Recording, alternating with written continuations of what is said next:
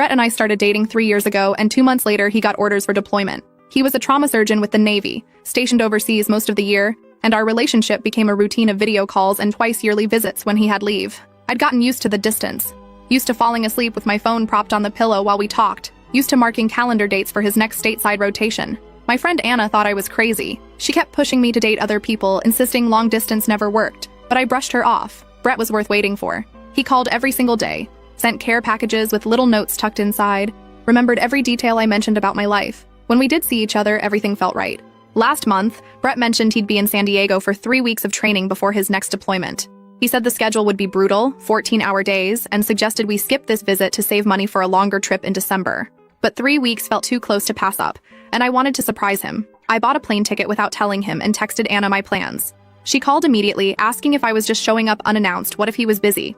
I explained it was a surprise, that I'd take him to dinner and we'd have the evening together. Anna went quiet for a moment before mentioning she'd seen something online about military romance scams. Not that she was saying Brett was lying, but still. I've met him in person, twice.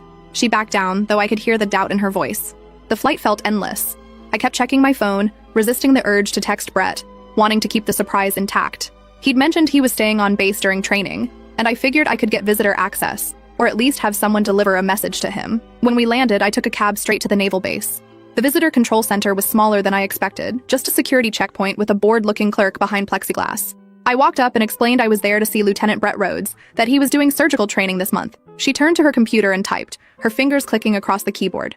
After a moment, she frowned and typed again. Then she looked up at me with an expression I couldn't quite read. "Ma'am, we have no record of an officer by that name." My mind went blank for a second. "Are you sure?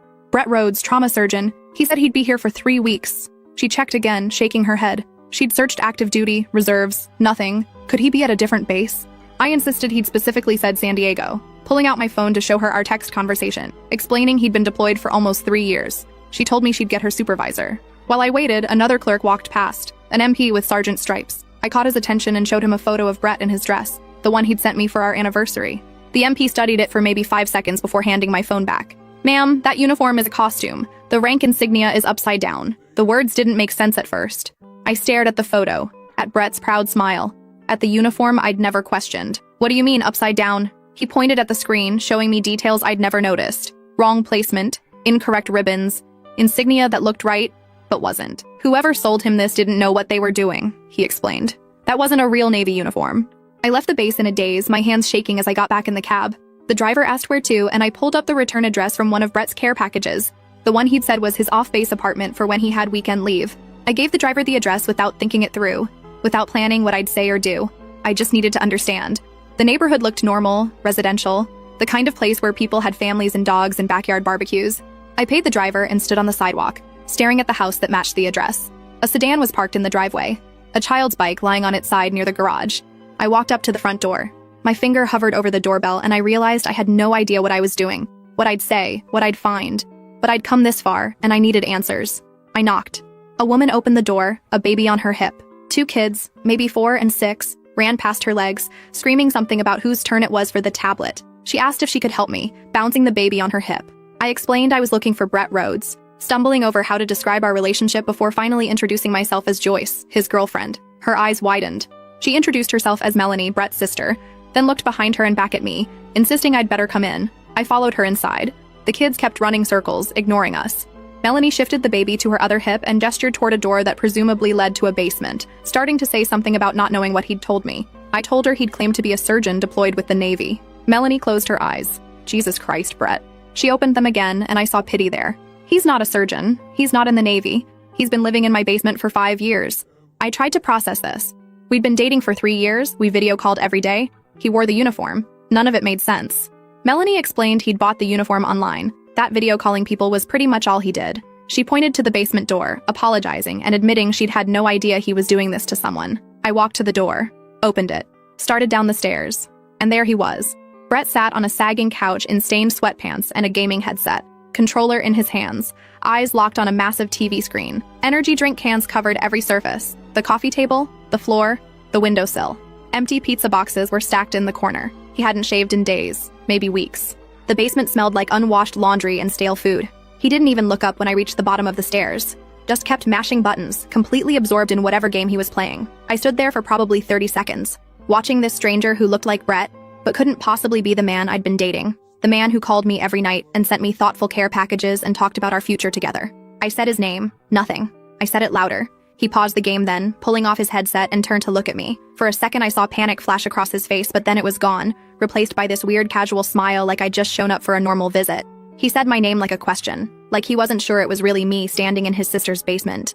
I asked him what the hell this was, gesturing at the room, at him, at everything. He set down the controller and stood up, and I noticed he'd gained weight, that his face looked different than it did on our video calls. He started explaining that he could clarify everything, that it wasn't what it looked like, but his eyes kept darting to the stairs like he was hoping Melanie would come save him. I told him to start talking, right now. No more lies. He ran his hand through his greasy hair and launched into this rambling explanation about how he'd lost his job 5 years ago, how the economy had been terrible and he'd sent out hundreds of applications but nothing worked out, how he'd moved in with Melanie temporarily while he got back on his feet. He said it like those were reasonable explanations for catfishing me for 3 years. I asked about the Navy, about the deployment, about the uniform. He admitted he'd never been in the military, that he'd bought the uniform from some costume website because he thought it would make him seem more interesting on the dating app where we'd initially matched, before the mutual friends party that I now realized might not have actually happened. He claimed he'd planned to tell me the truth after we'd been talking for a while. But then I seemed so impressed by the military thing, and he didn't want to disappoint me. He was acting like this was some minor misunderstanding, like he'd just exaggerated his height on his profile or something. I asked about the video calls, about how we'd talked every single day for 3 years. How did he fake deployment? Brett actually looked proud when he answered this part. He explained he'd researched time zones and military schedules, that he'd set alarms to call me at times that would make sense for someone overseas. The background in his calls was just a corner of Melanie's house that he'd set up to look official. He pointed to a spot by the washing machine where he'd apparently hung some kind of backdrop. He said all of this like it was clever problem solving, not absolutely deranged behavior. I asked about the 2 times we'd met in person, the times I'd flown to meet him when he supposedly had leave. He admitted those were the only times he'd actually left Melanie's house in years. He'd borrowed her car, driven to a hotel, pretended to be on leave. He'd used money from, and here's where it got even worse, from Melanie's disability checks that were meant for her kids. I just stared at him. This man I'd loved, who I'd waited for, who I'd turned down dates for, who I'd built my entire life around for 3 years, was an unemployed basement dweller who'd stolen from his sister's disabled children to maintain his fake military persona long enough to take me to dinner twice. I asked if anything had been real. Anything at all. Brett insisted his feelings were real, that he did care about me, that everything we'd talked about and shared had been genuine even if the circumstances around it weren't. He stepped toward me, reaching out like he was going to touch my arm, and I moved back so fast I almost tripped over an energy drink can. I told him not to come near me, that he was delusional if he thought any part of this could be considered real feelings. He got defensive then, insisting I was being dramatic, that lots of people exaggerated online, that he'd been planning to tell me everything once we got engaged and he could explain it better. Engaged. This man thought we were headed toward engagement while he was living in his sister's basement playing video games on her disability money. I asked him what exactly he did all day if he wasn't deployed. Brett actually looked embarrassed for the first time, admitting he mostly played video games and watched streams, that he'd stopped looking for work after the first year because his anxiety got too bad. He said it like that was supposed to make me feel sorry for him. Melanie appeared at the top of the stairs then, asking if everything was okay down there. Her voice was tight, and I realized she'd probably been listening to the whole thing. I climbed back up the stairs. Melanie was standing in her kitchen, the baby still on her hip, and she looked exhausted in a way that went beyond just having 3 young kids. She started apologizing, saying she'd known Brett was video chatting with someone, but she'd assumed it was just online friends, gaming buddies, that sort of thing. She'd had no idea he was pretending to be deployed, pretending to have a whole different life. I asked how long she'd been supporting him. 5 years, she confirmed. He'd moved in after losing his job at a call center, and she'd let him stay because he was family and he promised it would just be temporary. But temporary turned into months, then years, and now she was stuck with a grown man who contributed nothing while she raised 3 kids on disability payments and her husband's salary. The husband, Roger, apparently had no idea Brett was catfishing anyone either. Melanie said Roger barely tolerated Brett being there as it was, that they fought about it constantly, that Roger wanted him out but Melanie felt guilty because Brett was her brother, and where else would he go? I told her he'd stolen from her to fund our 2 in-person meetings. Melanie's face went white. She asked how much. I didn't know the exact amount, but I walked her through the timeline. The hotel stays, the dinners, the rental car he'd shown up in both times, probably a few $1,000s total. She sat down heavily in one of her kitchen chairs, shifting the baby to her lap. She said she'd noticed money missing from her account, but Brett had convinced her she'd just miscalculated, that raising 3 kids made it hard to keep track of expenses. She'd believed him because he was her brother, because she wanted to trust him. Brett came up from the basement then, and I swear to God he had the nerve to look annoyed that I was still there, like I was the problem in this situation. He told Melanie I was blowing things out of proportion, that he'd borrowed some money but he'd been planning to pay it back. Melanie asked him how exactly he'd been planning to pay anything back when he hadn't had a job in 5 years. He didn't have an answer for that. I told them both I was leaving, that I needed to get to the airport. Brett started following me to the door, saying we should talk about this more, that we could work through it, that our connection was too strong to just throw away over a misunderstanding. I turned around and told him there was no connection, that you can't have a real connection with someone who doesn't exist, that the Brett I'd been dating was a complete fiction, and the real Brett was a man living off his sister in her basement. I told him not to contact me ever again, that if he did, I'd figure out if what he did counted as fraud and go to the police. His face finally showed something other than casual defensiveness, actual fear. He backed off, hands up, insisting he understood, that he'd respect my wishes. Melanie walked me to the door, apologizing again. She handed me a piece of paper with her number on it, saying if I needed anything for insurance or proof of what happened, she'd verify everything. She looked like she was going to cry, and I realized this was probably humiliating for her too, finding out her brother had been doing this from her house. I took a cab back to the airport and managed to get on a standby flight that left that same night.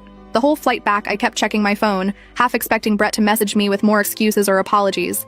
But there was nothing. Radio silence from the man who'd called me every single day for 3 years. Anna picked me up from the airport at midnight. I'd texted her the basics. Navy boyfriend was fake, living in basement, never deployed.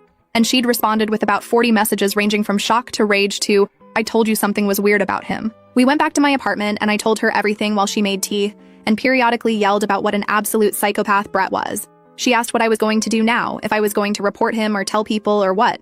I honestly didn't know. What do you do when you find out your boyfriend of 3 years doesn't exist? That the person you built your life around, waited for, planned a future with, was actually just some unemployed guy in San Diego who'd gotten really good at scheduling fake military calls? The worst part is, I keep thinking about all the times I defended him to Anna and my family. My mom had asked why I couldn't date someone local, someone I could actually see more than twice a year, and I'd given her this whole speech about real love transcending distance, about supporting military members and their sacrifices. My dad thanked Brett for his service the one time they video chatted. I'd turned down dates and opportunities because I was committed to waiting for someone who didn't exist. I don't even know what to call this. Catfishing doesn't seem adequate for 3 years. Fraud? Emotional manipulation? Just really, really elaborate lying? Anna says I should post about it online, that other people have probably gone through similar things and might have advice. But I honestly don't know what advice anyone could give me except maybe watch out for men in fake military uniforms buying stuff from costume websites. So, yeah, that's where I'm at. Dating a fake Navy surgeon who turned out to be real unemployed basement dweller. Living every woman's absolute nightmare of a long-distance relationship gone wrong. At least now I know why he never wanted me to surprise him at the base. Second update. Okay, so I posted 4 days ago about discovering my Navy surgeon boyfriend was actually living in his sister's basement, and the response has been insane. A bunch of you asked questions that got me thinking about things I didn't mention in my original post. And honestly, going back through everything has made this so much worse. But I'm getting ahead of myself. First, the immediate aftermath. The day after I posted, I was sitting at my kitchen table just staring at my phone, and Anna was making breakfast even though it was like 2 in the afternoon. She'd basically moved into my apartment since I got back from San Diego, worried I was going to have some kind of breakdown. Which, fair, because I definitely felt like I was on the edge of one. My mom called. She calls every Sunday like clockwork, and usually I'd have Brett on video chat during these calls so she could say hi to him. I'd completely forgotten it was Sunday until I saw her name on my screen. Anna looked at me and asked if I was going to answer. I picked up. My mom started talking immediately, asking where Brett was, saying she wanted to congratulate him because she'd sent him a care package last week with homemade cookies and some of those wool socks he'd mentioned wanting. She'd been sending him care packages. My mom had been sending care packages to a man living in his sister's basement pretending to be deployed. I told her we needed to talk, that something had happened. She went quiet in that way moms do when they know bad news is coming, asking if Brett was hurt, if something happened overseas. I explained there was no overseas, that Brett had never been deployed, that he wasn't in the Navy at all. The words came out flat, factual, because if I put any emotion into them, I was going to start crying, and I was so done crying over this man. My mom didn't say anything for like 10 full seconds. Then she asked me to repeat what I'd just said, her voice shaking. I told her the whole story. The base visit, the fake uniform, Melanie's basement, everything. My mom kept interrupting with questions that I didn't have answers to, asking how this was possible, how he'd fooled everyone for 3 years, why someone would do this. When I finished, she started crying. Not like sad crying, but angry crying. The kind where she gets really quiet and you know she's absolutely furious. She said she needed to call my dad, that he'd want to know, and hung up. 20 minutes later, my dad called back. And here's where I learned something new that I didn't mention in my original post, because honestly, I'd blocked it out of my memory until my dad brought it up. My dad reminded me that last year, when Brett supposedly had emergency leave because of a family situation, my parents had loaned him money, $3,000. Brett had called my dad directly, explained that his mother was sick and he needed to get home quickly, but military pay schedules meant he didn't have cash available immediately. My dad, being the generous person he is, had sent the money via wire transfer that same day. Brett had promised to pay it back within a month. He never did. When I'd asked him about it a few months later, he said there'd been complications with the military banking system, some kind of hold on his account, and he'd get it sorted out soon. Then he'd sent my parents an expensive gift basket with a note apologizing for the delay, and they'd told him not to worry about it.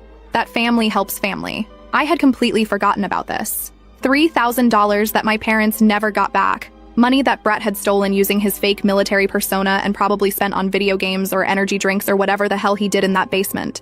My dad wasn't yelling, which was somehow worse. He just kept saying he couldn't believe it, that he'd trusted Brett, that he'd thanked him for his service. He asked if I was going to report Brett to the police. Honestly, I hadn't even thought about police. I'd been so focused on the emotional devastation that the criminal aspect hadn't fully registered. But my dad was right. This was fraud. Brett had obtained money under false pretenses, had impersonated military personnel, had probably broken multiple laws. I told my dad I'd think about it, that I needed to process everything first. He said he understood, but that he wanted that money back, that it wasn't about the amount, it was about the principle. Then he asked if I needed anything, if I wanted him and my mom to come stay with me for a few days. I told him I was okay, that Anna was here, but I'd let them know if I needed them. After we hung up, I just sat there feeling like the worst daughter in the world. I'd brought this man into my parents' lives, had vouched for him, and he'd stolen from them. Anna tried to tell me it wasn't my fault, that I'd been lied to just like everyone else. But that didn't make me feel any better. Then I did something I probably shouldn't have done. I unblocked Brett's number. Not because I wanted to talk to him, but because I needed to see if he'd tried to contact me. And oh boy, had he tried. 47 text messages. 47. They started out apologetic, then got desperate, then angry, then apologetic again. He'd called 16 times. Left voicemails that I couldn't bring myself to listen to yet. The texts were a trip. The first ones were what you'd expect. He was so sorry. He never meant to hurt me. Could we please just talk about this? But then they got weird. He started sending me screenshots of articles about long-distance relationships and catfishing. Like he was trying to educate me on why what he did wasn't that bad actually. One message said that technically he'd never lied about his feelings, only his circumstances, and wasn't emotional honesty more important than factual honesty? This man really tried to philosophy major his way out of a 3-year elaborate fraud scheme. But then I got to a message that made me see red. He'd written that he understood I was upset, but I needed to understand his perspective too. That he'd been deeply depressed, and the fake military persona had been a coping mechanism. That our relationship had been the only thing keeping him going. He said taking that away from him now could have serious consequences for his mental health. He was trying to make me feel responsible for his well-being after what he'd done. Like I was supposed to keep up the charade because otherwise he might get sad? Absolutely not. I was about to respond, something really angry and probably full of curse words, when Anna grabbed my phone out of my hands. She reminded me that engaging was exactly what he wanted, that men like Brett thrived on getting reactions, that the best thing I could do was keep him blocked and move on. She was right, but I was so angry I could barely see straight. I blocked his number again and threw my phone across the room. That's when Melanie texted. On a different number I hadn't blocked because I hadn't known she had my contact info. She apologized for reaching out, said Brett had given her my number from his phone, and asked if we could talk. I told Anna about the text, and she immediately said it was probably Brett trying to get to me through his sister, that I should ignore it. But something made me respond. Maybe because Melanie had seemed genuinely horrified when I'd showed up at her house, or because she'd offered to help if I needed proof of anything, or because I wanted answers that only someone living with Brett could provide. I texted back asking what she wanted to talk about. She said she'd kicked Brett out, that after I'd left, she'd confronted him about the stolen money, and he'd admitted to taking way more than I'd known about. Nearly $8,000 total over the past 2 years. She'd told him he had 1 week to find somewhere else to live. Roger, her husband, had apparently completely lost it when he found out. They'd been fighting about Brett living there for years, and this was the final straw. Roger had wanted to call the police immediately, but Melanie had talked him out of it because Brett was still her brother, and she didn't want him to have a criminal record.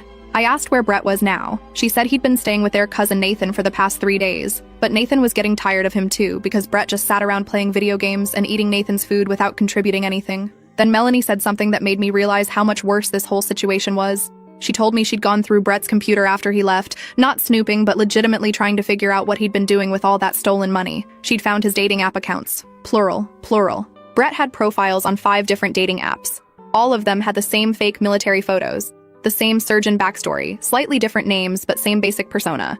And he'd been actively messaging women on all of them. Melanie sent me screenshots. I recognized some of the photos from our early conversations, but there were others I'd never seen. Brett in the fake uniform at different angles, Brett in what looked like scrubs that he'd probably also bought online, Brett with photoshopped backgrounds that were supposed to look like military bases or hospital settings.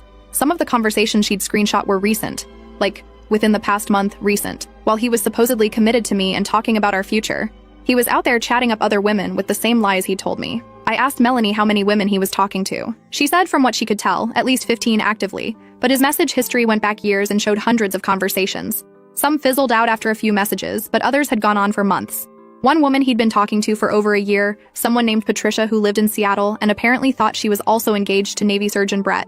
Anna read the screenshots over my shoulder and started Googling military romance scams. Apparently this is a whole thing. There are men who specifically target women with fake military personas because it explains away the distance, the limited contact, the inability to video chat from certain locations. The military angle makes them seem honorable and trustworthy, and it gives them built-in excuses for why they need money. But here's what made Brett different from the typical scammer. He wasn't asking me for money directly. He'd stolen from my parents and his sister, sure, but he'd never asked me to wire him cash or buy him gift cards or any of the usual scam tactics, which made me wonder what his actual endgame was. Was he just lonely? Did he get off on the attention? Was he planning to eventually ask for money once he'd secured enough trust? I texted Melanie asking if Brett had ever explained why he did this, what he got out of it. She said she'd asked him the same thing. His answer was that he'd started the fake profile as a joke after losing his job, just to see if anyone would believe it. Then one person had believed it, and talking to her had made him feel like someone other than a loser living with his sister. So he'd kept going. And then it became multiple people, and the fake life felt more real than his actual life, and he couldn't stop. He'd told Melanie that talking to me specifically had been different, that he'd actually fallen for me, that what we had was real even if the circumstances weren't. Melanie said she'd told him that was insane, that you can't have real feelings in a fake relationship. But Brett had insisted she didn't understand. I told Melanie that Brett had been sending me messages trying to guilt me about his mental health. She sighed. I could practically hear it through the text, and said that was typical Brett behavior. He'd been doing that his whole life, using depression and anxiety as excuses for why he couldn't work, couldn't contribute, couldn't do basic adult things. She said she felt terrible for enabling him for so long, that she should have kicked him out years ago instead of letting it get to this point. I asked if she was actually going to report him for the stolen money. She said she didn't know, that Roger wanted her to, but she was struggling with the idea of sending her own brother to jail. But she'd at least filed a report with her bank, and they were investigating the unauthorized transactions. Then she asked me something that caught me off guard. She wanted to know if I'd be willing to talk to some of the other women Brett was scamming, to warn them about what he was doing. I immediately said no. Absolutely not. I was barely holding myself together dealing with my own situation. I didn't need to take on the emotional labor of explaining to 15 other women that their Navy surgeon boyfriend was a fraud. That felt like way too much. Like I'd be inserting myself into Brett's mess even more than I already was. But Melanie kept pushing, saying these women deserved to know, that some of them might be sending Brett money or making life decisions based on his lies. She said Patricia from Seattle had apparently quit her job to prepare for moving to San Diego to be closer to Brett's. This woman had quit her job, had upended her entire life for someone who didn't exist. I told Melanie I'd think about it, but I really didn't want to be involved. After that conversation, I spent probably 3 hours going through every single message Brett and I had ever exchanged. Anna sat with me, helping me make a timeline of his lies. And holy hell, there were so many. The emergency leave when his mother was supposedly sick. His mother had been dead for 10 years. The surgery he'd performed that saved someone's life and got him a commendation never happened. The time he said he couldn't video chat for a week because he was on a submarine. He'd just been playing a new video game release and didn't want to be bothered with maintaining the charade. Every story, every excuse, every explanation had been a lie. Even small things. He'd told me he was allergic to shellfish, but Melanie later confirmed he ate shrimp all the time. He'd said his favorite movie was some military drama I'd never heard of, but Anna found the title and it didn't exist. He'd created an entire fictional life, and I'd believed all of it. The worst part was finding the care packages I'd sent him. I'd kept copies of the tracking numbers, and when I looked them up, half of them had been delivered to Melanie's address, which I'd known. But several had been returned to sender, and I'd never known because Brett had told me he'd received them. He'd probably just looked at the tracking numbers I'd sent him and lied about opening them. I'd spent hundreds of dollars on care packages that either got stolen by someone on Melanie Street or were sitting in a postal return warehouse somewhere. Photos I'd printed and laminated so they wouldn't get damaged in shipping. Books I'd carefully selected because he'd mentioned wanting to read them. All of it for someone who didn't even bother to ensure the packages actually reached him. Anna suggested I try to get my money back from some of this stuff, maybe file claims with the postal service or something, but honestly I was too exhausted to even think about it. My phone buzzed. Another text from Melanie. She said Brett had just shown up at her house demanding his computer back, that Roger had physically blocked the door and told him he wasn't welcome there anymore. Brett had caused a whole scene in front of the neighbors, yelling about how Melanie had ruined his life by telling me the truth and kicking him out. Brett had apparently told her that I'd been stalking him, that I'd shown up uninvited and invaded his privacy, and that he was considering getting a restraining order against me. I couldn't even formulate a response to that level of delusion. I'd stalked him? I'd shown up at the address he provided, looking for the person he claimed to be, after 3 years of a relationship he initiated with lies. Melanie assured me she'd told Brett he was being ridiculous, that she'd been the one to let me in and confirm everything, and that if anyone should be worried about restraining orders, it was him since he'd committed actual fraud. But the fact that he was trying to flip this around and make himself the victim was just so perfectly on brand for everything I'd learned about him. Anna asked if I wanted to file for a restraining order first. Beat him to it. I didn't even know if I could or if his behavior qualified. He'd lied to me, sure, but was that illegal in a way that would merit a restraining order? The money he'd stolen was from my parents and Melanie, not directly from me. I told Anna I'd look into it, but right now I just wanted to be done with all of this. But then my phone rang. It was Nathan, Brett's cousin, the one who'd been letting Brett crash at his place. Nathan apologized for calling out of nowhere. Brett had given him my number and said he needed to talk to me about Brett's behavior because it was getting concerning. I asked what he meant by concerning. Nathan wanted to warn me that Brett might try to show up wherever I lived, that he'd been asking Nathan questions about where I worked and what my schedule was like. Brett didn't know where I lived. We'd never gotten to that point in our relationship since he was supposedly deployed. But he knew what city I was in, knew where I worked because I'd mentioned the company name in conversation. It wouldn't be that hard for him to figure out more if he really wanted to. I asked Nathan if he thought Brett would actually show up, if I should be worried about my safety. Nathan hesitated before saying he didn't think Brett would hurt me physically, but he definitely wasn't thinking clearly and seemed fixated on trying to convince me that our relationship could still work if I just listened to him. I thanked Nathan for the warning and hung up, told Anna what he'd said. Anna immediately went into protective mode, saying I should tell my apartment complex to not let anyone up who wasn't on my approved list, that I should vary my routes to work. And that's where I'm at now. It's been a week since I discovered the truth, and somehow this situation keeps getting worse. My parents are out $3,000. Melanie is dealing with her marriage and $8,000 stolen. Brett is apparently having some kind of breakdown and might be planning to show up at my work. And I'm sitting here wondering how the hell a simple surprise visit turned into whatever this nightmare is. Some of you commented on my original post asking if I'd tried reverse image searching his photos, or if there were any other red flags I'd missed. I did reverse search them. They're all him, not stolen from some stock photo site. He'd actually gone to the effort of getting professional photos taken in his fake uniform. So yeah, that's the update. The Navy surgeon who wasn't turned out to be even worse than I thought, and now I'm apparently on stalker alert. Living the dream over here. Okay, so this is going to be my last update because honestly I'm exhausted. And also because there's been some resolution, though not the kind I was expecting. 3 days after my last update, I was leaving work around 6 in the evening. Our office is in one of those older buildings with a parking garage that's honestly kind of creepy at night. I'd started being hyper aware of my surroundings after Nathan's warning, checking behind me constantly, varying my routine like Anna had suggested. I was halfway to my car when I heard someone call my name. Brett was standing by the garage entrance, leaning against the wall like he'd been waiting there for a while. For a second I just froze, trying to figure out if I should run back into the building or keep walking to my car. He held up his hands immediately, doing that whole non-threatening gesture thing, saying he just wanted to talk, that he wasn't going to hurt me or anything crazy like that. He said he'd been waiting for 2 hours because he needed to explain things properly, face to face without everyone else interfering. I asked him how he even knew where I worked. He admitted he'd gone through our old messages, found the company name I'd mentioned, looked up the address online, said it wasn't that hard to figure out, which honestly made me feel violated all over again. Like even our casual conversations had given him information he could use to track me down. I told him he needed to leave, that showing up at my workplace was completely inappropriate and I didn't want to talk to him. Brett started talking faster then, words tumbling over each other, saying he knew I was angry but if I'd just listened for 5 minutes I could understand why everything happened the way it did. He said what we had was real, that the circumstances might have been fake, but his feelings weren't. And didn't that count for something?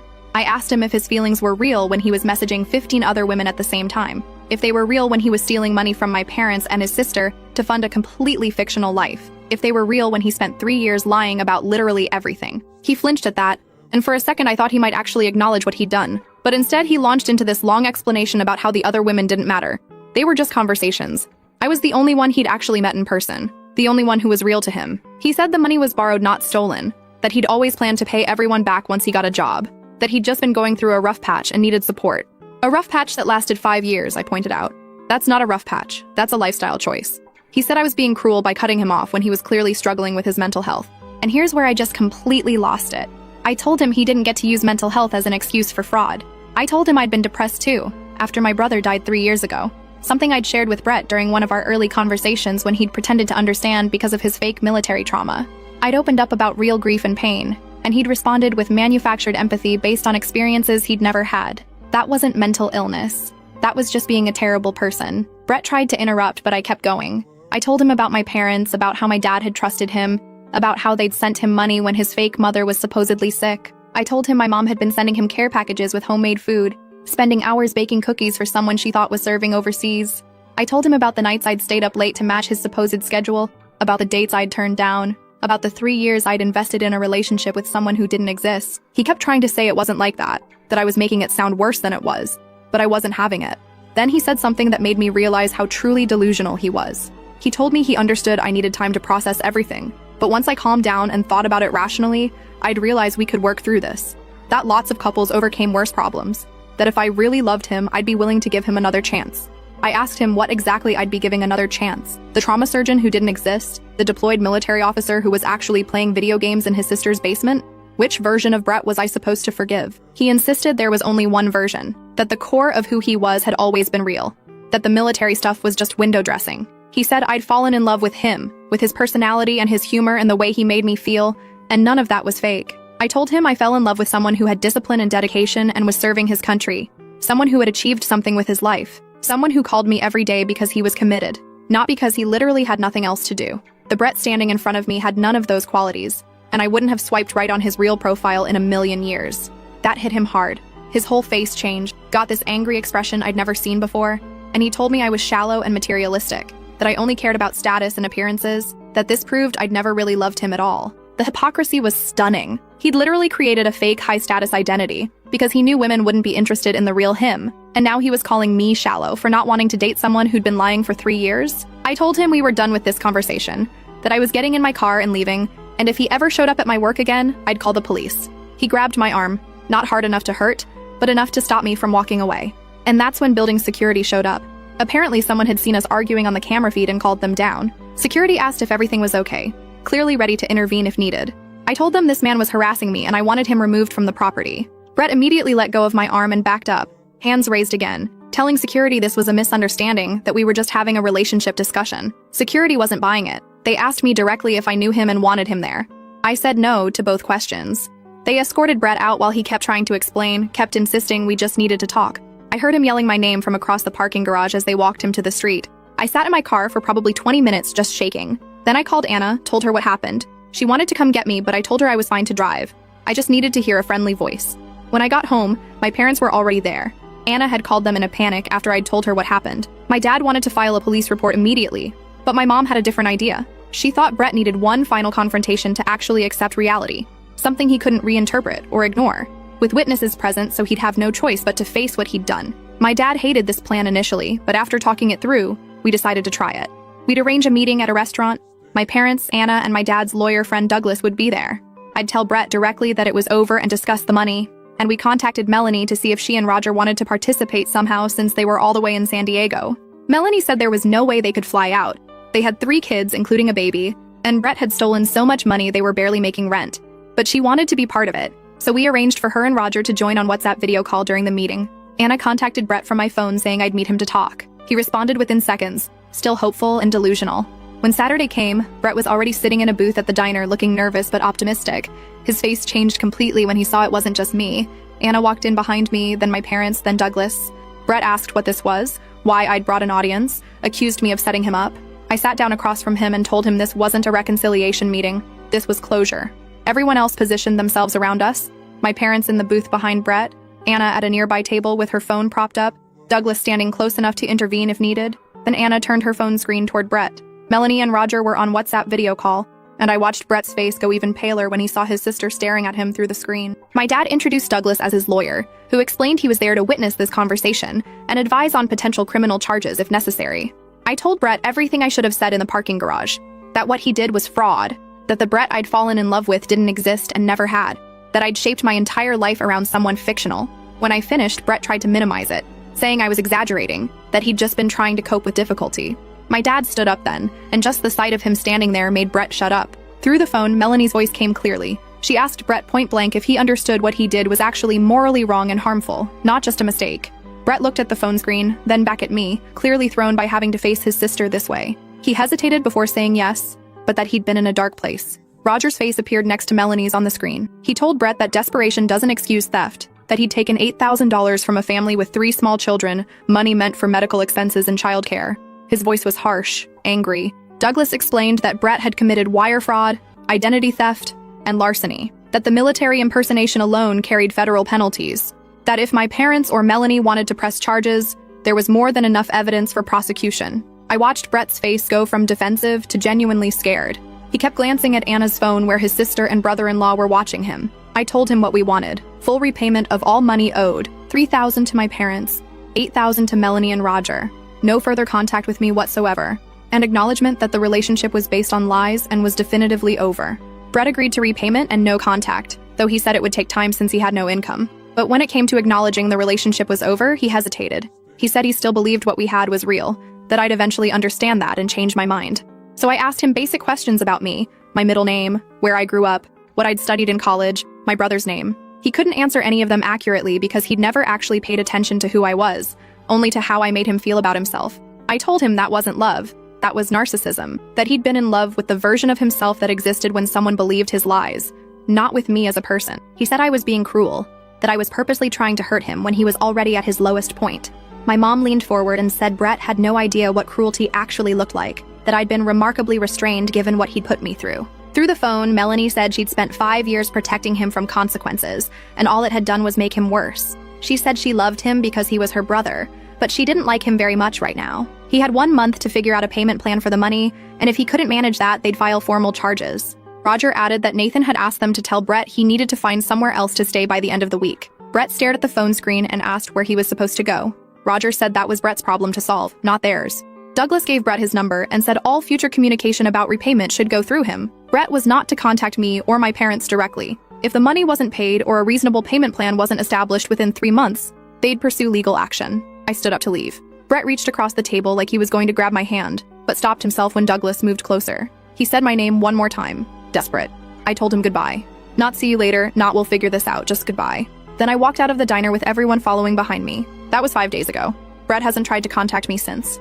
Douglas said Brett had reached out about the repayment plan and was apparently trying to get hired at a fast food place near where he's staying. Melanie texted me that he'd moved to some extended stay motel in San Diego and was paying weekly with money Nathan had loaned him. My parents are cautiously optimistic they'll see their money back eventually, even if it takes years. So, yeah, the fake Navy surgeon is officially in my past where he belongs, and I'm never dating anyone in the military again, just to be safe.